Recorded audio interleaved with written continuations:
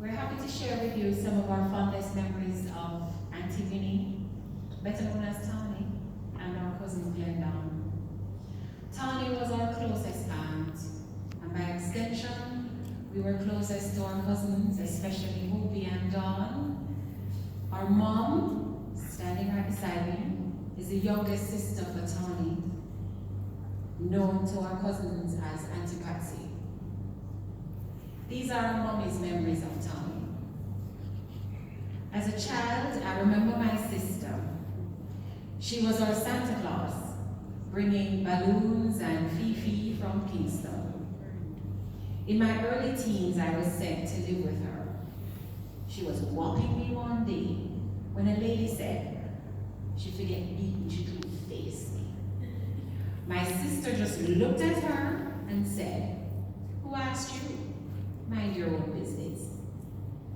When my sister returned home to celebrate her 90th birthday, she was so happy. She danced and danced, and then turned to me, grabbed my hand and said, "Come on, dance." She loved life. She was my favorite sister who helped to raise me. The sound of her voice will live with me forever.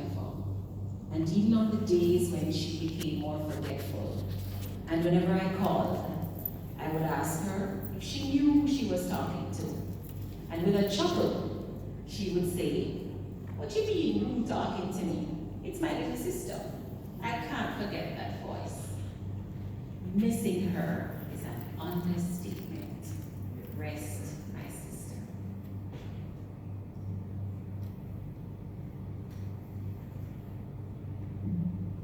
These are our memories of Auntie Winnie.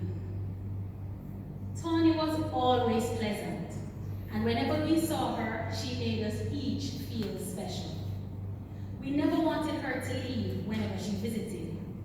She taught Hector and Dionne at Beacon Basic School, and is mostly remembered during that time for the car sweeties and paradise plums that she would share. Unfortunately for me, being the youngest sibling, I never experienced the nostalgia of crunching sweeties every single day at Beacon Basic. None of us can remember a day when we ever saw Tawny angry.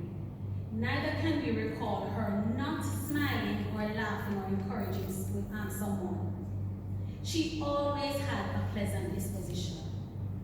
Even when as kids we would burst into laughter while watching her head slowly lower to a sudden bump repeatedly as she drifted off while the TV watched her. She would jump up at each burst of laughter, much to her annoyance, I'm sure, but she never showed it. She always just smiled and went back to bucking off. Hector remembers her as an excellent domino player who only won games and blocked opponents. Dionne remembers her as a fashionista who, even while she was well in her 80s, modeled the most fashionable hair colors and styles. I remember her as my favorite aunt, who oftentimes made me feel like her favorite too. We will truly miss the warmth and love of our Auntie Winnie. Our memories of Glendon. Our mom remembers Glendon always smiling, a sentiment that we also share. He always seemed cool, calm, and easygoing. According to Mommy, he bears a strong resemblance to her late brother Winston, better known to many of us as Uncle Winston or Teton. We remember Glendon as the older cousin that would tease us playfully whenever we were around him, much to his amusement, of course. We remember the time that Glendon broke a few limbs, and according to my brother, this is word on the street, I'm not sure, he fell out of an ackee tree. Even then, we can only remember him smiling in spite of the horror of being stuck in a cast. As we grew older, we saw less of each other, but there was never a time that we would not inquire about him, and we're quite sure that he did the same for us.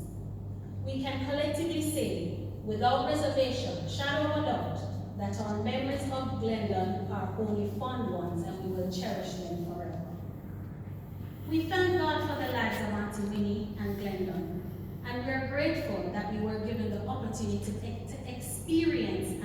of them. We will treasure all the fond memories we have of them in our hearts, and we look forward to that great getting up morning when we will all see our beloved Auntie Winnie and Glenda